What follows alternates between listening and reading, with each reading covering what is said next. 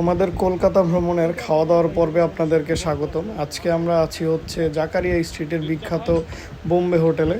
আর এই বোম্বে হোটেলের বিখ্যাত বিফ চাপ আজকে আমরা ট্রাই করে দেখব আসলে এটার টেস্ট কেমন।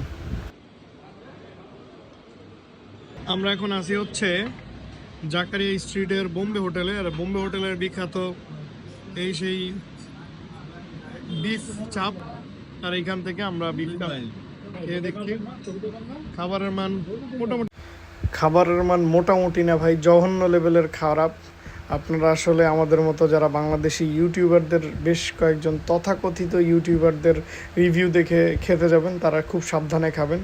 এই খাবারটা প্রথমে আমাদের কাছে একটু ভাল লাগলেও পরবর্তীতে এটা শেষ করা আমাদের জন্য খুবই টাফ হয়ে গেছিলো। কারণ এইটা আসলে মানে কি বলবো, এইটার যে মাংসটা থাকে, এইটার যে বিফটা থাকে, এইটা আসলে অনেক পুরাতন একটা বিফ। মানে হচ্ছে এটা জাল দিতে দিতে তারপরে হচ্ছে